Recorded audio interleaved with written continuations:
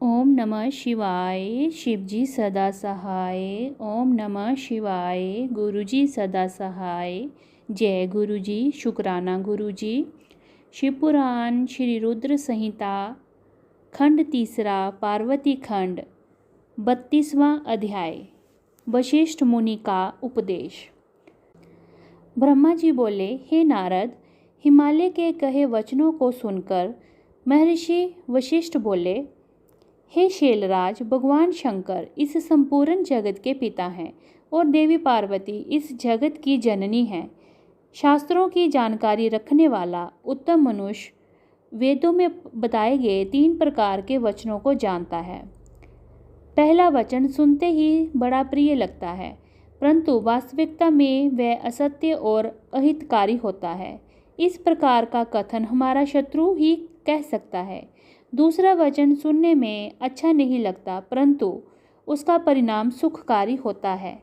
तीसरा वचन सुनने में अमृत के समान लगता है तथा वह परिणाम मत हित करने वाला होता है। इस प्रकार नीति शास्त्र में किसी बात के कहने में 3 प्रकार बताए गए हैं। आप इन तीनों प्रकार में किस तरह की बात सुनना चाहते हैं? मैं आपकी इच्छा अनुसार ही बात करूंगा। भगवान शंकर सभी देवताओं के स्वामी हैं। उनके पास दिखावटी संपत्ति नहीं है। वे महान योगी हैं और सदैव ज्ञान के महासागर में डूबे रहते हैं। वे ही सबके ईश्वर हैं। गृहस्थ पुरुष राज्य और संपत्ति के स्वामी मनुष्य को ही अपनी पुत्री का वर चुनता है। ऐसा ना करके यदि वह किसी दीनहीन को अपनी कन्या ब्याह दे तो उसे कन्या के वध का पाप लगता है। शैलराज, आप शिव स्वरूप को जानते ही नहीं हैं। धनपति कुबेर आपका सेवक है। कुबेर को यहाँ धन की कौन सी कमी है, जो स्वयं सारे संसार की उत्पत्ति, पालन और संहार करते हैं। उन्हें भोजन की भला क्या कमी हो सकती है? ब्रह्मा, विष्णु और रुद्रदेव सभी भगवान शिव का ही रूप हैं। शिवजी से प्रकट हुई प्रकृति अपने अंश से 3 प्रकार की मूर्तियों को धारण करती है।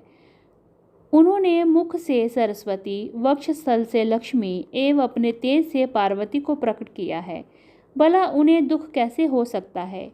तुम्हारी कन्या तो कल्प कल्प में उनकी पत्नी होती रही हैं व होती रहेंगी। अपनी कन्या सदाशिव को अर्पण कर दो। तुम्हारी कन्या के तपस्या करते समय देवताओं की प्रार्थना पर सदाशिव तुम्हारी कन्या के समीप पहुंचकर उन्हें उसका मनोवांछित वर प्रदान कर चुके हैं। तुम्हारी पुत्री पार्वती के कहे अनुसार शिवजी तुमसे तुम्हारी कन्या का वर मांगने के लिए तुम्हारे घर 2 बार पधारे थे, पर तुम उन्हें नहीं पहचान सके। वे नटराज और ब्राह्मण वेशधारी शिव ही थे जो तुम्हारी कन्या का हाथ मांगने आए थे, पर तुमने मना कर दिया। ये तुम्हारा दुर्भाग्य नहीं है तो क्या है? अब यदि तुमने प्रेम से शिवजी को अपनी कन्या का दान नहीं किया तो भगवान शंकर बलपूर्वक ही तुम्हारी कन्या से विवाह कर लेंगे। शैलेंद्र, ये बात अगर आप ठीक से नहीं समझेंगे तो आपका अस्तित्व ही समाप्त हो जाएगा।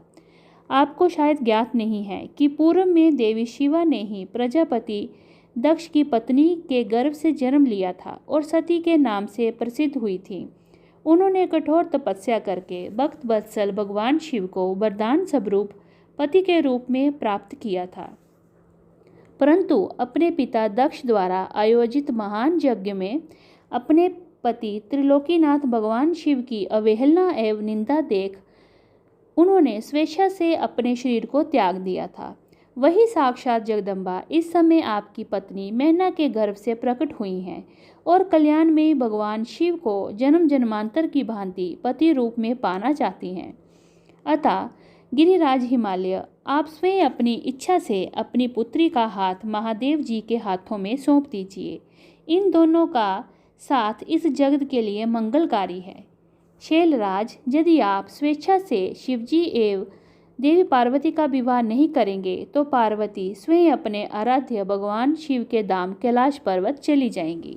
आपकी प्रिय पुत्री पार्वती की इच्छा का सम्मान करते हुए ही भगवान शिव शंकर स्वयं पार्वती का हाथ मांगने के लिए वेश बदलकर आपके घर आए थे, परंतु आपने उनको नहीं पहचाना और अपनी कन्या देने से इनकार कर दिया। आपके शिखर पर तपस्या के लिए पधारे भगवान शिव की देवी पार्वती ने जब सेवा की थी तो आप भी उनके इस निर्णय में उनके साथ थे। आपकी आज्ञा प्राप्त करके ही देवी पार्वती भगवान शिव को पति रूप में पाने की इच्छा लेकर तपस्या करने हेतु वन में गई थी।